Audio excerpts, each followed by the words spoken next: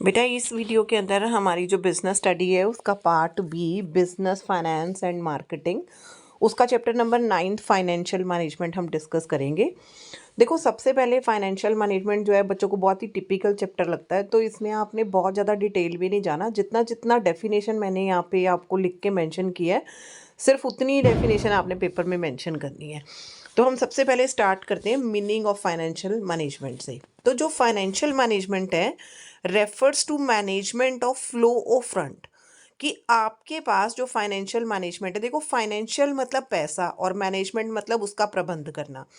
तो जो financial management है वो रेफर करता है कि कैसे आपने मैनेज करना है फ्लो ऑफ फंड, यानी कि आपके जो पैसा है उसका कैसे फ्लो है, और आपने इन्वॉल्व करने हैं उसके अंदर सारे डिसीजंस जो पूरी तरह से रिलेटेड हैं कि आपने कैसे तो फंड को प्रोक्यूर करना है। प्रोक्यूर का मतलब बेटा प्राप्त करना। एंड इन्वेस्टमेंट ऑफ फंड, आपने उस पैसे को कहाँ पे इन्वेस्ट करना है। अब देखो आपने पैसे को अपना प्रोक्यूर कर लिया, उसको कहीं इन्वेस्ट कर लिया, उस सब के पीछे आपका मेन मोटिव क्या है? अर्निंग।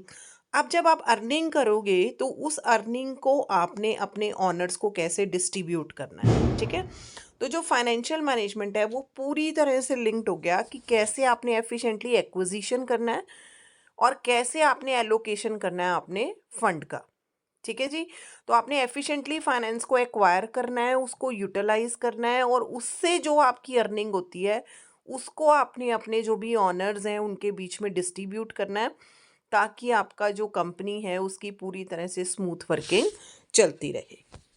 पूरी तरह से समझने के लिए आपको पहले इसके 3 डिसीजन समझने होंगे, जिनको हम फाइनेंशियल डिसीजन का नाम देते हैं। ये तीनों ही डिसीजन बेटा पेपर के लिए बहुत ज़्यादा इंपॉर्टेंट है, क्योंकि केस बेस्ड क्वेश्चन इन्हीं में से ही आपको पेपर में मिलेगा।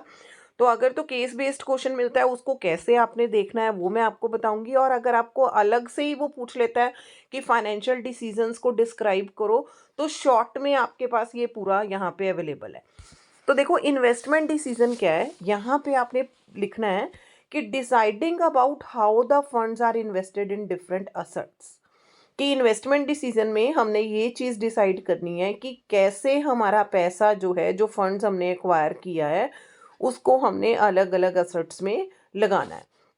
देखो ये वाला जो डिसीजन है ना कि पूरी तरह से रिलेट करता है कि आपने अपने पैसे को लगाना है ना, तो उसके लिए जिन असेट्स में आपने पैसे को लगाना है उसको आपने बड़ी केयरफुली सिलेक्ट करना है, क्योंकि कोई भी फर्म होती है बेटा उसके पास बहुत सारी ऑप्शन होती हैं अपने फंड्स को इन्वेस्ट करने के लिए, बट फर्म को सिलेक्ट करना होता है वो अप्रोप्रिएट इन्वेस्टमेंट जहां से उसको बहुत ज़्यादा बेनिफिट मिले। यहाँ पे भी आपने अपने पैसे को इन्वेस्ट करना है, उसके लिए आपने ये ऑप्शन पूरी तरह से चेक करनी है कि आपको मैक्सिमम बेनिफिट्स मिले, और आपने सिलेक्ट करना है वो मोस्ट अप्रोप्रिएट प्रपोजल।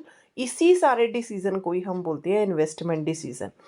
तो यहाँ पे बेटा जो पैसा आपने इन्वेस्ट किया है उसमें आपने जो पैसा लगाना है, आप फिक्स्ड असेट्स में भी लगा सकते हो एज वेल आप करंट असेट्स में भी लगा सकते हो। और सबसे ज़्यादा इंपॉर्टेंट बात आपने यहाँ पे ध्यान रखनी है, 1 मार्क्स का भी क्वेश्चन आ जाता है कि जितना भी हमारा जो भी पैसा हमने फिक्स्ड असेट में इन्वेस्ट करना है उससे रिलेटेड हमने जो भी डिसीजन लेना है उस डिसीजन को हम एक और नाम से भी बोलते हैं कैपिटल बजटिंग डिसीजन।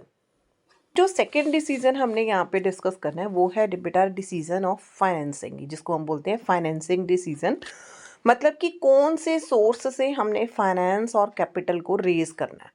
तो आपने यहाँ पे सिर्फ शॉर्टकट में इसका मीनिंग लिखना है कि decision about how much finance to be raised from shareholder funds. Shareholder fund क्या है? हमारी इक्विटी। और how much from borrowed fund. Borrowed fund क्या है? हमारे डेट्स। देखो आप ध्यान से समझो इस चीज को कि यहाँ पे आपने ये देखने हैं हमारे पास जो मेजर सोर्स है ना फाइनेंस के, वो 2 कैटेगरी में डिवाइडेड है। फर्स्ट वाली कैटेगरी को हम लोग बोलते हैं ऑनर्स फंड, और सेकंड वाले हो गए हमारे बोरोड फंड। और शेयर कैपिटल, हमारी रिटेन्ड अर्निंग, ये सब क्या है? हमारे ऑनर फंड। और डिबेंचर, लोन, बॉन्ड्स, ये सब क्या है? हमारे बोरोड फंड।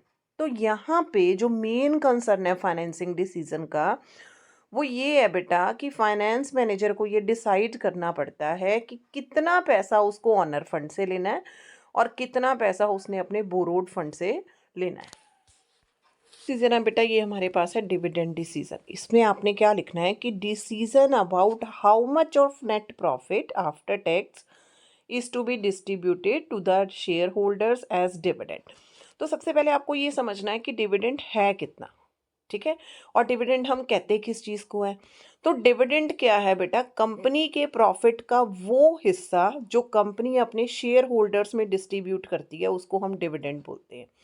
तो यहाँ पे इस डिसीजन के अंदर कंपनी ने पूरी तरह से अप्रोप्रिएट डिस्ट्रीब्यूशन ऑफ प्रॉफिट का ध्यान रखना है कि कितना पैसा तो मैं डिस्ट्रीब्यूट करूँ अपने शेयर होल्डर्स को, and how much of it should be retain in the business, कि कितना पैसा मैं अपने बिजनेस में ही रिटेन रखूँ रिटेन्ड अर्निंग के रूप में।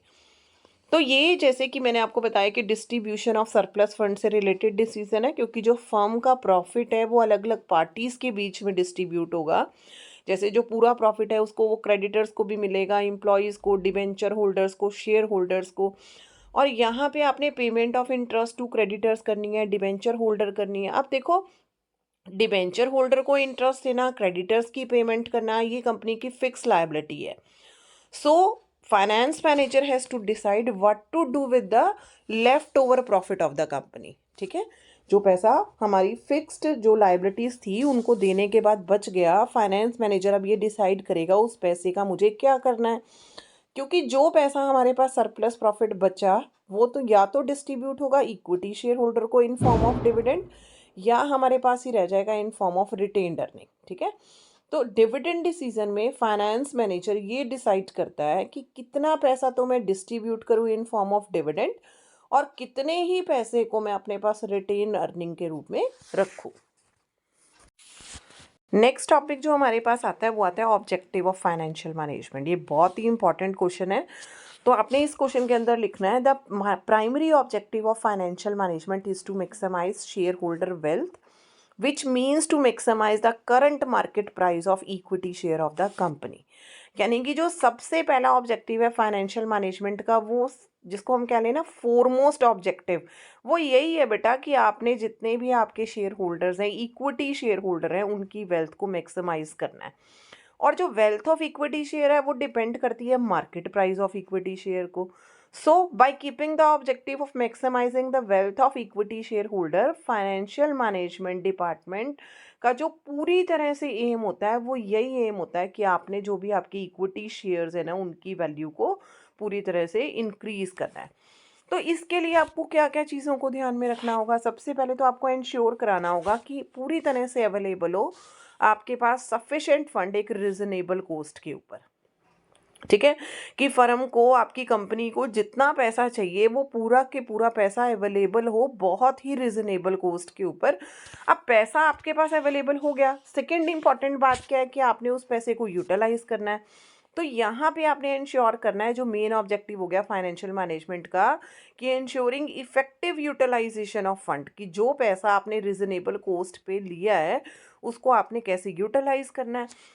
थर्ड इंपॉर्टेंट डिसीजन आया, insuring safety of fund procured by creating reserves and re investing profits, कि आपने इंश्योर करना है कि जितना आपने अपने फंड्स पैसे को अच्छे से यूटिलाइज किया है उससे आपके पास बहुत सारे रिजर्व्स क्रिएट हों और री इन्वेस्टेड प्रॉफिट्स आए, ठीक है। क्योंकि यहाँ पे हमारा जो मेन ऑब्जेक्टिव फुलफिल हुए वो क्या हुए कि हमारा प्रॉफिट ज़्यादा से ज़्यादा हो, हमारे पास हर टाइम पे कैश की अवेलेबिलिटी हो, हम अपने रिसोर्सेज को प्रॉपर यूज़ कर सकें, और सबसे इम्पॉर्टेंट बात कि हमारी जितनी भी फाइनेंशियल कमिटमेंट्स हैं हमारे क्रेडिटर्स के लिए उनको हम पूरी तरह से पूरे करते रहें। अब यहाँ पर देखो,